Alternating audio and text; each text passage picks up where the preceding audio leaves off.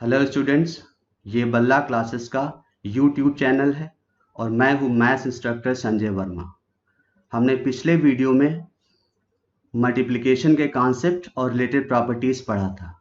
इस वीडियो में कुछ प्रॉब्लम्स करेंगे जिसमें मेनली मल्टीप्लिकेशन का कॉन्सेप्ट यूज होगा और चूंकि क्वेश्चन पैटर्न बेस्ड होंगे इसलिए पैटर्न का कॉन्सेप्ट यूज होगा। और पैटर्न आप ऑलरेडी जानते हैं, जैसे एपी एक पैटर्न है, जीपी दूसरा पैटर्न है, इस तरह बहुत सारे पैटर्न होते हैं। तो पैटर्न को पहचानना आना चाहिए। जैसे हम आपके सामने एक सीरीज पैटर्न लिखते हैं और आपको पहचान के बताना है ये कौन सा पैटर्न है, कौन सी सीरीज है। जैसे 1 plus 2 plus and so on. तो बताइए ये कौन सा पैटर्न है, पता नहीं। लेकिन अगर इसमें हम तीसरा टर्म यहाँ पर लिख देते हैं 3, अब कोई डाउट नहीं है, सभी लोग जानते हैं ये एपी। अगर यहाँ पर 3 की जगह पर हम 4 लिख देते हैं तो ये जीपी है। इसका मतलब है पैटर्न को पहचानने के लिए उस पैटर्न के स्टार्टिंग के कम से कम 3 टर्म्स हमें मालूम होने चाहिए, तभी हम पैटर्न को पहचान पाएंगे। बहुत से ऐसे पैटर्न भी होंगे जिसमें 3 से ज़्यादा टर्म्स की भी ज़रूरत पड़ेगी, लेकिन मिनिमम फर्स्ट 3 टर्म्स आपको पता होने चाहिए, तभी हम पैटर्न पहचान सकते हैं।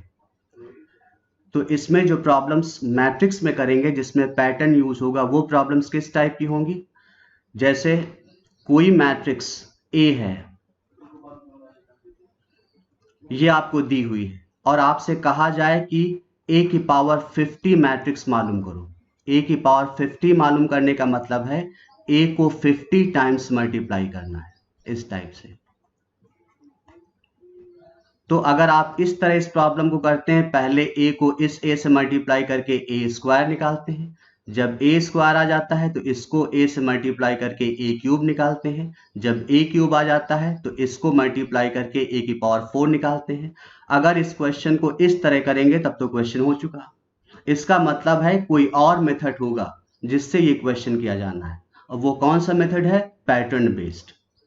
तो इसमें आप जानते हैं कि अगर क्वेश्चन पैटर्न बेस्ड है तो हमें पैटर्न के स्टार्टिंग के कम से कम 3 टर्म्स चाहिए पैटर्न पहचानने के लिए। तो इसमें स्टार्टिंग के 3 टर्म्स कौन से होंगे? तो इसमें टर्म तो नहीं बोल सकते हैं, लेकिन टर्म बोलने से अगर क्वेश्चन हो जाता है तो बोलने में कोई प्रॉब्लम नहीं। तो इसमें जो पहला टर्म होगा वो ए होगा, ये पहला टर्म होगा, और फिर ए को ए से मल्टीप्लाई करेंगे, ये दूसरा टर्म होगा, दैट इज ए स्क्वायर जो होगा वो दूसरा टर्म होगा। इसी तरह a इंटू ए तीसरा टर्म होगा, ए क्यूब, ये तीसरा टर्म होगा। तो ये स्टार्टिंग के 3 टर्म्स हैं, इनको निकाल लेंगे, फिर इन तीनों मैट्रिसेस को इकट्ठा ऑब्जर्व करेंगे और पैटर्न पहचानने की कोशिश करेंगे। जब पैटर्न पता चल जाएगा तो हम इस प्रोडक्ट को डायरेक्टली लिख सकते हैं ये कितना होगा। या इस टाइप का क्वेश्चन आ सकता है कि इस प्रोडक्ट को मालूम करना है a1 into a2 into a3 an, इस प्रोडक्ट को मालूम करना है।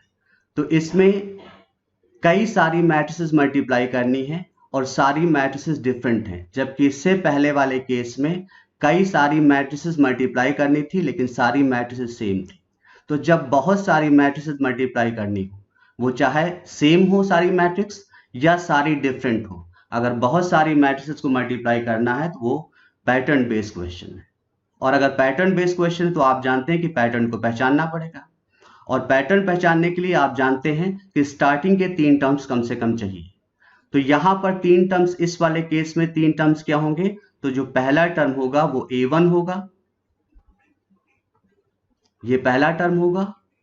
दूसरा टर्म जो होगा वो a1 इंटू a2 होगा, और जो तीसरा टर्म होगा वो a1 into a2 into a3 होगा, ये तीसरा टर्म होगा। और इन तीनों टर्म्स को, तीनों मैट्रिसेस को एक साथ ऑब्जर्व करते हैं और यहां पर भी पैटर्न पहचानने की कोशिश करेंगे। जब पैटर्न पता चल जाएगा तो इस प्रोडक्ट को हम डायरेक्टली लिख लेंगे, कुछ और करने की जरूरत नहीं पड़ेगी। तो आइए कुछ क्वेश्चंस देखते हैं जो पैटर्न बेस्ड है और मेनली जिसमें मल्टीप्लिकेशन कॉन्सेप्ट का यूज होता है। तो आइए देखते हैं पहला क्वेश्चन। ये पहला क्वेश्चन है जिसमें ए मैट्रिक्स दी हुई है और ए की पावर 50 की वैल्यू निकालनी है। तो जब बहुत ए की पावर 50 का मतलब ए को 50 टाइम्स मल्टीप्लाई करना है, तो जब बहुत बार मैट्रिक्स को मल्टीप्लाई करना होता है तो वो क्वेश्चन पैटर्न बेस्ड होता है। और अगर पैटर्न बेस्ड क्वेश्चन तो आप जानते हो कि पहला टर्म निकालना होगा। तो इस वाले में जो पहला टर्म होगा वो ए होगा जो आपको दिया हुआ है 1 0 हाफ 1। जो दूसरा टर्म होगा वो a इंटू ए होगा, दैट इज ए स्क्वायर। तो इसको निकालना पड़ेगा, मैट्रिक्स को मल्टीप्लाई करना पड़ेगा 1 0 हाफ 1 और फिर 1 0 हाफ 1 और इसको मल्टीप्लाई कर सकते हैं। ये 1 1 से मल्टीप्लाई होगा, 0 हाफ से होगा और फिर ऐड कर देंगे तो 1 आएगा। 1 0 से होगा, 0 1 से होगा तो 0 ही आएगा ऐड करने के बाद। फिर हाफ का 1 से होगा और 1 का हाफ से होगा तो हाफ प्लस हाफ 1 आ जाएगा। और फिर इसको हाफ को 0 से मल्टीप्लाई करेंगे, 1 को 1 से करेंगे तो ये ऐड करेंगे तो 1 आएगा। इसका मतलब है दूसरा टर्म कह सकते हैं कि ये मैट्रिक्स है। उसके बाद तीसरा टर्म निकालना है, तो तीसरा टर्म होगा a इंटू ए इंटू ए। अब इसको लिख सकते हैं ए स्क्वायर इंटू ए, चाहे ए स्क्वायर इंटू ए लिखे चाहे ए इंटू ए स्क्वायर लिखे, क्योंकि आपने प्रॉपर्टी देखा है कि ए की पावर m एंड ए की पावर n कम्यूटेटिव लॉ को फॉलो करते हैं। तो ये ए की पावर m और ए की पावर n टाइप का है, तो चाहे ए पहले लिखें ए स्क्वायर बाद में लिखें और चाहे ए स्क्वायर पहले लिखें ए बाद में लिखें। अब इनको मालूम करते हैं, तो ए स्क्वायर ऑलरेडी हम मालूम कर चुके हैं ऊपर, इसकी वैल्यू यहाँ पुट कर देते हैं 1 1 0 1 और ए मैट्रिक्स आपको दी हुई है तो ये 1 0 हाफ 1 हो जाएगा। मल्टीप्लाई करेंगे तो ये आ जाएगा 1 को 1 से करेंगे, 0 को हाफ से करेंगे, ऐड कर देंगे 1 आ जाएगा। फिर 1 को 0 से करेंगे, 0 को 1 से करेंगे तो 0 प्लस 0 0 ही आ जाएगा। फिर 1 को 1 से करेंगे, 1 को हाफ से करेंगे तो 3/2 आ जाएगा। और फिर 1 को 0 से और 1 को 1 से करके ऐड कर देंगे तो 1 आ जाएगा। इसका मतलब है फर्स्ट टर्म ये हो गया, सेकेंड टर्म ये हो गया और थर्ड टर्म ये हो गया। तीनों को ऑब्जर्व करते हैं, तीनों को ऑब्जर्व करके ए की पावर 50 डायरेक्टली लिखते हैं। अब ए की पावर 50 कैसे लिखेंगे? आप देखिए 1 1 पोजीशन देखिए, 1 1 पोजीशन 1 पहले टर्म में भी है, दूसरे टर्म में भी 1 है, तीसरे टर्म में भी 1 है। इसका मतलब है ए को चाहे जितनी बार मल्टीप्लाई करें 1 1 प्लेस चेंज नहीं होती है, तो इसका भी 1 1 प्लेस जो होगा वो 1 ही होगा। उसके बाद ये 1 2 प्लेस है, पहले टर्म में 0 है, दूसरे टर्म में भी 0 है और तीसरे टर्म में भी 0 है। इसका मतलब ए को चाहे जितनी बार मल्टीप्लाई करें ये चेंज नहीं होगा, 0 ही रहेगा।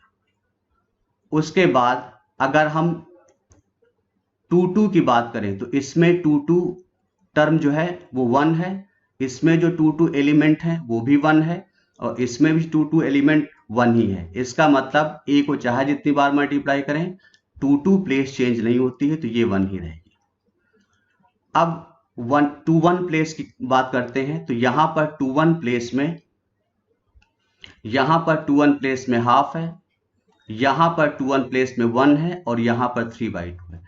इसको हम पैटर्न पहचानने के लिए इसको चाहें तो इस तरह लिख सकते हैं 1 0 और ये 2 इंटू हाफ लिख सकते हैं, इस 1 को 2 इंटू हाफ लिख सकते हैं और ये 1, और यहां पर इसको लिख सकते हैं 1 0 3 इंटू हाफ और ये 1, इस तरह लिख सकते हैं।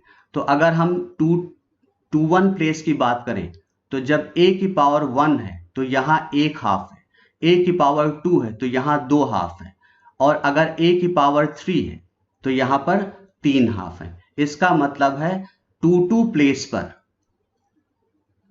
a की पावर जितनी होती है उसको हाफ से मल्टीप्लाई करने पर जो आता है वो 2 1 प्लेस पर होगा।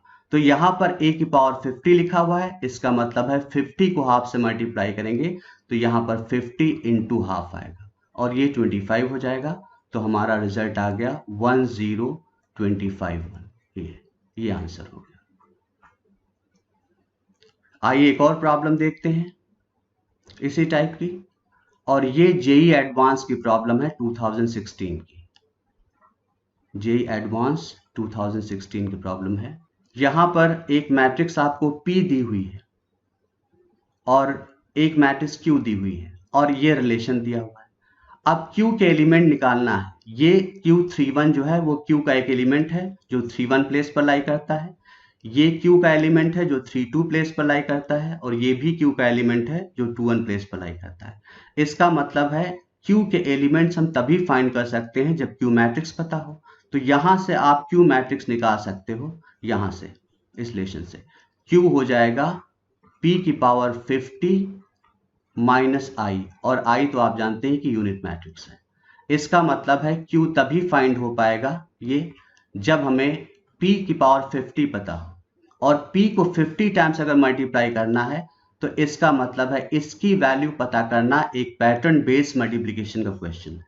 और आप जानते हो कि अगर ये पैटर्न बेस्ड है इसका मतलब हमें पैटर्न मालूम करना होगा, और अगर पैटर्न मालूम करना है तो हमें स्टार्टिंग के 3 टर्म्स चाहिए। तो स्टार्टिंग के 3 टर्म्स लिखते हैं। तो पहला टर्म क्या होगा? P, this is equal to given matrix 1 0 0 4 1 0 16 4 1। जो दूसरा टर्म होगा वो P इंटू P होगा, दैट इज P स्क्वायर, और ये हो जाएगा प्रोडक्ट 1 0 0 4 1 0 और 16 4 1। अब इसको इसी से मल्टीप्लाई करते हैं 1 0 0 4 1 0 16 4 1।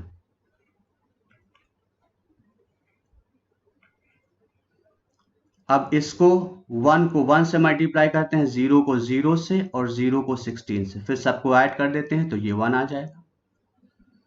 फिर इसको सेकेंड कॉलम से मल्टीप्लाई करते हैं तो 1 into 0 plus 0 into 1 plus 0 into 4, 0 आ जाएगा। उसके बाद इसको थर्ड कॉलम से मल्टीप्लाई करते हैं तो 1 इंटू 0 0 इंटू 0 0 इंटू 1, 0 आ जाएगा, तो ये भी 0 आ जाएगा।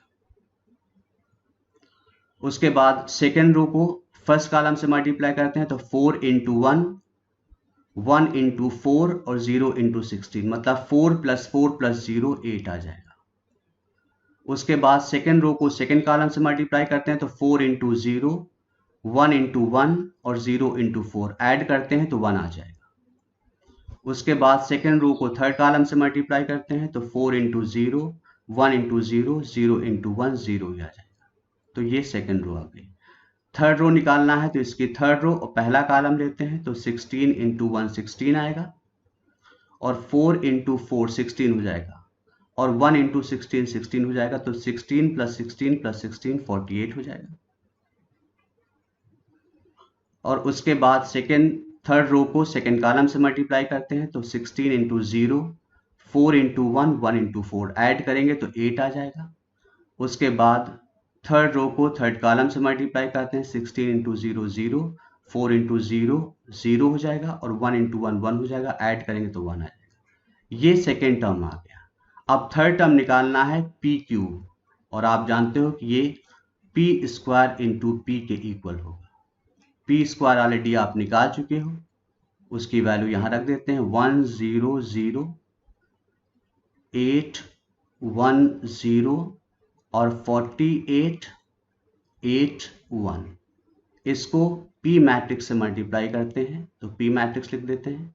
ये हो जाएगी 1 0 0 4 1 0 और 16 4 1,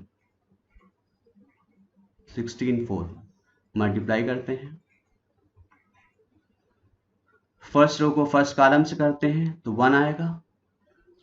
फर्स्ट रो को सेकेंड कॉलम से करते हैं तो 0 आएगा, और फर्स्ट रो को थर्ड कॉलम से करते हैं तो भी 0 आएगा। उसके बाद सेकेंड रो को फर्स्ट कॉलम से करते हैं तो 8 इंटू 1 8 आएगा, 1 इंटू 4 4 आएगा, 0 इंटू 16 0 आएगा, तो 8 4 12 हो जाएगा यहाँ पर। उसके बाद सेकेंड रो को सेकेंड कॉलम से मल्टीप्लाई करते हैं तो 8 इंटू 0 0 हो जाएगा, 1 इंटू 1 1 हो जाएगा और 0 इंटू 4 0 हो जाएगा। ऐड करेंगे तो 1 आएगा। उसके बाद सेकेंड रो को थर्ड कॉलम से मल्टीप्लाई करते हैं तो 8 इंटू 0 0 आ जाएगा, 1 इंटू 0 0 आ जाएगा और 0 इंटू 1 0 आ जाएगा। सबको ऐड करेंगे तो 0 आ जाएगा, ये 0 है। उसके बाद थर्ड रो को फर्स्ट कॉलम से मल्टीप्लाई करते हैं तो 48 इंटू 1 48 आएगा, 8 इंटू 4 32 आएगा और 1 इंटू 16 16 आएगा। तो 48 प्लस 32 प्लस 16 कितना होगा? 96। इसका मतलब है ये 96 आएगा। उसके बाद थर्ड रो को सेकेंड कॉलम से मल्टीप्लाई करेंगे तो 48 इंटू 0 0 होगा, 8 इंटू 1 8 होगा और 1 इंटू 4 4 होगा। तो 0 प्लस 8 प्लस 4 ये 12 आ जाएगा। उसके बाद थर्ड रो को थर्ड कॉलम से मल्टीप्लाई करते हैं तो 48 इंटू 0 0 होगा, 8 इंटू 0 0 होगा और 1 इंटू 1 1 होगा। तो 0 प्लस 0 प्लस 1 तो ये 1 आ जाएगा। अब हमें तीनों टर्म्स पता चल गए। पहला टर्म ये मैट्रिक्स आती है, दूसरा टर्म ये मैट्रिक्स आता है और तीसरा टर्म ये वाली मैट्रिक्स आती है। अब तीनों को एक साथ ऑब्जर्व करते हैं और पैटर्न पहचानने की कोशिश करते हैं और फिर p की पावर 50 को यहाँ पर लिखते हैं। तो p की पावर 50 जो मैट्रिक्स हो जाएगी वो आपकी हो जाएगी। देखते हैं, जैसे 1 1 प्लेस पर देखते हैं तो p की पावर 1, इसे आप p कह सकते हैं या p की पावर 1 कह सकते हैं। p की पावर 1 में यहाँ 1 है, सेकेंड टर्म p की पावर 2 में भी यहाँ 1 है और थर्ड टर्म p की पावर 3 में भी यहाँ 1 ही है। इसका मतलब p को चाहे जितनी बार मल्टीप्लाई करें 1 1 प्लेस हमेशा 1 ही है। उसके बाद 1 2 प्लेस देखते हैं, सब में 0 है तो इसमें भी 0 आ जाएगी। 1 3 प्लेस देखते हैं तो 1 3 प्लेस जो है वो सब में 0 है, इसमें 0 है, इसमें 0 है और इसमें 0 है। इसका मतलब 1 3 प्लेस यहाँ पर भी 0 आ जाएगी। उसके बाद अगर हम 2 प्लेस देखें तो इसमें 1 है, इसमें 1 है, इसमें 1 है। इसका मतलब 2 2 प्लेस 1 आएगी। अब 2 3 प्लेस देखें तो 0 है, 0 है, 0 है तो इसमें भी 0 आ जाएगा। उसके बाद अगर हम 3 3 प्लेस देखें तो इसमें 1 है, इसमें 1 है, इसमें 1 है तो ये 1 आ जाएगा। इसका मतलब ये 1 आ गया। अब ये वाली प्लेस और ये वाली प्लेस देखते हैं। तो पहले ये वाली प्लेस देखते हैं, ये 2 1 प्लेस है।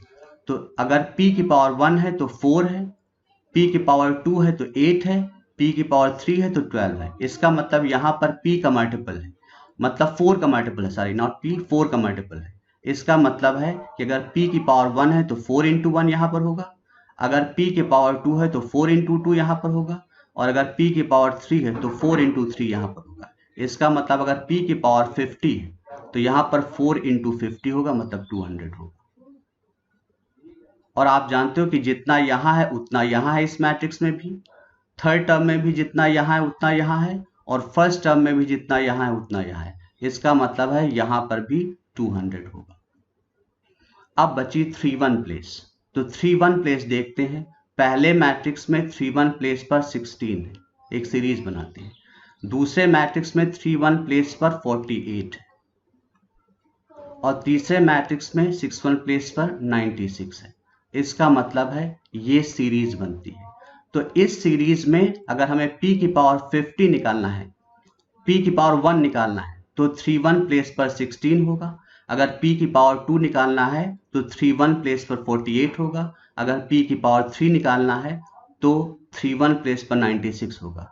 अगर p की पावर 50 निकालना है तो इस सीरीज का जो 50th टर्म होगा ये यहाँ पर 3 1 प्लेस पर आएगा। इसका मतलब इस सीरीज का 50th टर्म निकालना है तो इस पैटर्न को पहचानना होगा। जब आप पैटर्न पहचान जाएंगे तो आप उस पैटर्न के बेसिस पर इसका 50th टर्म निकाल लेंगे और उसकी वैल्यू यहाँ पर रख देंगे, p की पावर 50 आ जाएगा। तो इसमें 16 कॉमन ले लेते हैं, सारे टर्म में 16 है तो कैसे करेंगे? 16 कॉमन ले लिया तो 1 plus 3 plus 6 and so on plus. अब अगर आप इसको चाहें तो इस तरह लिख सकते हैं, ये 11th क्लास क्वेश्चन है सिंपल सा। इसे ये 1 है और 3 को आप 1 प्लस 2 लिख सकते हैं। 6 को आप 1 + 2 + 3 लिख सकते हैं। अब आप इस सीरीज का पैटर्न देख रहे हैं कि जो पहला टर्म है उसमें ब्रैकेट के अंदर 1 है, जो दूसरा टर्म है ब्रैकेट के अंदर 1 + 2 है, जो तीसरा टर्म है ब्रैकेट के अंदर 1 + 2 + 3 है। इसका मतलब जो 50वां टर्म होगा ब्रैकेट के अंदर 1 + 2 + 3 + 50 तक होगा, 50 तक होगा। इसका मतलब है कि 50वां टर्म इतना मल्टीप्लाइड बाई 16 होगा। 50वां टर्म कितना होगा, ये यहां पर जो लिखा हुआ है उसको 16 से मल्टीप्लाई करेंगे, क्योंकि पहला टर्म जो होगा उसको 1 से 16 से मल्टीप्लाई करेंगे P1, और जो दूसरा टर्म होगा वो 3 × 16 होगा। इसका मतलब जो 50वां टर्म होगा वो इसकी वैल्यू जो होगी उसको 16 से मल्टीप्लाई करना पड़ेगा। तो इसकी वैल्यू निकाल लेते हैं। ये 1 + 2 + 3 50 तक ऐड करना है n + 1/2 से, तो इसका सम आ जाएगा 50 × 51/2 मल्टीप्लाइड बाई 16। इसका मतलब है ये 50वां टर्म आ जाएगा, मतलब ये वैल्यू यहां पर होगी। यहां पर इसको कैलकुलेट कर लेंगे तो ये 8 आ जाएगा, और ये 100 हो जाएगा, ये 204, तो 20400 आएगा। इसका मतलब है कि ये वाली जो मैट्रिक्स हो जाएगी आपकी, ये वाली, ये हो जाएगी 1 0 0 200 1 0 20400 200 1, ये मैट्रिक्स हो जाएगी। अब P⁴50 पता चल गई ये मैट्रिक्स, तो आप Q मैट्रिक्स फाइंड कर सकते हैं यहां से। यूनिट मैट्रिक्स भी उतने ही आर्डर की होगी, तो इतने आर्डर की P⁴50 मैट्रिक्स है, तो ये 3/3 आर्डर की है, तो ये भी 3/3 आर्डर की होगी। इसका मतलब है P⁴50 से I सब्ट्रैक्ट कर देंगे तो कितना बचेगा, इसकी वैल्यू कितनी आ जाएगी, ये मैट्रिक्स, ये 0 आ जाएगा, ये 0 आ जाएगा, ये 0 आ जाएगा, ये 200 ही आएगा, यहां पर 1 - 1 0 हो जाएगा, और ये 0 - 0 0 हो जाएगा। यहां पर 2400 आएगा, यहां पर 200 ही आएगा, और यहां पर 0 आ जाएगा। ये मैट्रिक्स आ गई। अब हमें इनकी वैल्यूज निकालनी है, तो Q31 प्लेस पर कितना है, 2400। इसका मतलब इसकी वैल्यू निकालनी है, तो ये आ जाएगी Q31 की वैल्यू अगर आप देखें तो 2400 है, तो 2400 प्लस Q32 की वैल्यू निकालेंगे तो ये 32 है, ये 200 है, डिवाइडेड बाई Q21 की वैल्यू निकालनी, वो भी 200 है। इसको सिंप्लीफाई करेंगे तो 0 0 कैंसिल हो जाएंगे, 206/2 आएगा, मतलब 103 आ जाएगा। तो आपने देखा कि जिसमें कई बार मैट्रिसेस को मल्टीप्लाई करना होता है वो क्वेश्चंस पैटर्न बेस्ड होते हैं। तो ये था JEE एडवांस 2016 का क्वेश्चन। आइए एक और क्वेश्चन देखते हैं इसी टाइप का। इसमें कई सारी मैट्रिसेस मल्टीप्लाई करनी है, और ये क्वेश्चन है JEE मेन 2019 का। ये क्वेश्चन है JEE मेन 2019 का।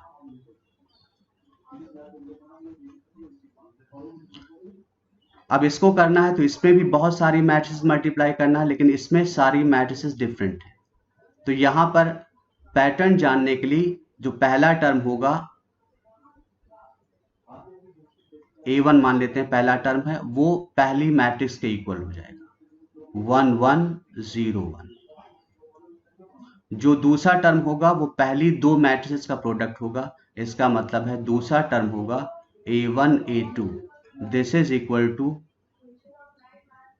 1 0 1 1 1 0 2 1, और ये हो जाएगा, मल्टीप्लाई कर देंगे तो ये हो जाएगा 1 × 1 + 1 × 0 1 हो जाएगा, और 1 × 2 और 1 × 1 2 + 1 3 हो जाएगा, और फिर 0 × 1 0 1 × 0 0, तो ये 0 हो जाएगा, और 0 × 2 और 1 × 1 ये 1 हो जाएगा।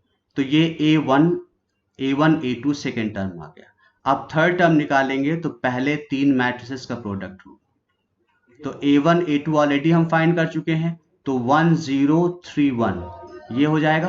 तो थर्ड टर्म जो होगा वो A1 A2 इंटू A3 होगा। तो A1 A2 ऑलरेडी हम निकाल चुके हैं, और A3 आपकी मैट्रिक्स ऊपर लिखी हुई है, ये 1 3 0 1 है। मल्टीप्लाई करते हैं इसको, तो ये आ जाएगा 1 इंटू 1 3 इंटू 0, तो ये 1 ही रहेगा। उसके बाद 1 इंटू 3 3 इंटू 1 3 प्लस 3 6 हो जाएगा, और 0 इंटू 1 0 हो जाएगा, 1 इंटू 0 0, तो 0 प्लस 0 0 हो जाएगा, और 0 इंटू 3 0 हो जाएगा, 1 इंटू 1 1 हो जाएगा, और 0 प्लस 1 1 हो जाएगा। इसका मतलब है अब पैटर्न के तीनों टर्म निकल गए। पहला टर्म ये है, दूसरा टर्म ये है, और तीसरा टर्म ये है। अब इन तीनों को इकट्ठा देख के पैटर्न पहचानना होगा, जिससे कि हम जो लेफ्ट हैंड साइड में प्रोडक्ट लिखा हुआ है उसको हम लिख सकें। तो यहां पर देखिए, इसका मतलब है कि जो लेफ्ट हैंड साइड में प्रोडक्ट लिखा हुआ है, ये जो लेफ्ट हैंड साइड में प्रोडक्ट लिखा हुआ है, ये इसकी वैल्यू किसके इक्वल होगी? इसकी वैल्यू हो जाएगी, अगर हम पहला टर्म देखें तो पहले टर्म का 1 1 प्लेस पर 1 है, दूसरे टर्म में भी 1 1 प्लेस पर 1 है, और तीसरे टर्म में भी 1 1 प्लेस पर 1 है। इसका मतलब है यहां पर भी 1 1 प्लेस पर 1 ही होगा। अब अगर हम 2 1 प्लेस की बात करें तो यहां 0 है, यहां 0 है, इसमें भी 0 है, तो इसमें भी 0 आएगा। अगर 2 2 प्लेस की बात करें तो इसमें 1 है, इसमें भी 1 है, और इसमें भी 1 है, तो ये 1 आ जाएगा। अब हम बात करेंगे 1 2 प्लेस की, यहां पर जो एलिमेंट होगा, तो पहले वाले मैट्रिक्स में पहले वाले टर्म में यहां पर 1 है, दूसरे वाले टर्म में यहां पर 3 है, और तीसरे वाले टर्म पे यहां पर 6 है। इसका मतलब इस सीरीज का हमें इसमें कितने मैट्रिक्स को मल्टीप्लाई करना है? तो देखिए, यहां पर पहली मैट्रिक्स में 1 है, दूसरे में 2 है, तीसरे में 3 है, और आखिरी वाली में n-1 है। इसका मतलब n-1 मैट्रिक्स को मल्टीप्लाई करना है। इसका मतलब है इस सीरीज का n-1वां टर्म जो होगा वो वही यहां पर इसका 1 2 एलिमेंट होगा। तो इसका हमें n-1वां टर्म फाइंड करना है। तो ये सीरीज अभी हम ऑलरेडी देख चुके हैं, इसका n-1वां टर्म फाइंड करना है। तो देखिए, इसको हम इस तरह भी लिख सकते हैं, अभी लिख चुके हैं। इसे 1 लिख सकते हैं, इसे 1 + 2 लिख सकते हैं, इसे 1 + 2 + 3 लिख सकते हैं। इसका मतलब है इस सीरीज का जो टर्म होगा वो 1 + 2 + 3 + n-1 होगा। ये इस सीरीज का टर्म होगा ये। तो इसकी जो वैल्यू होगी वो यहां पर आ जाएगी, और इसकी वैल्यू आप डायरेक्टली जानते हैं, इसकी वैल्यू होगी n-1/2। इस टर्म की वैल्यू, इसकी वैल्यू इतनी होगी। ये वैल्यू यहां पर रख देते हैं, तो ये n × n-1/2 आ जाएगी। इसका मतलब है जो इसका प्रोडक्ट है, जो ये प्रोडक्ट है इतने मैट्रिसेस का, ये इसके इक्वल आएगा। और ये दिया हुआ है, दिस इज इक्वल टू 17801। 7801। इसका मतलब है इसकी वैल्यू 78 के इक्वल होगी। तो n × n-1/2 is equal to 78। 13 × 6। इसका मतलब n × n-1 is equal to 13 × 12 हो जाएगा। इसका मतलब n की वैल्यू कितनी हो जाएगी? 13। ये आंसर आ गया, n की वैल्यू 13 हो जाएगी।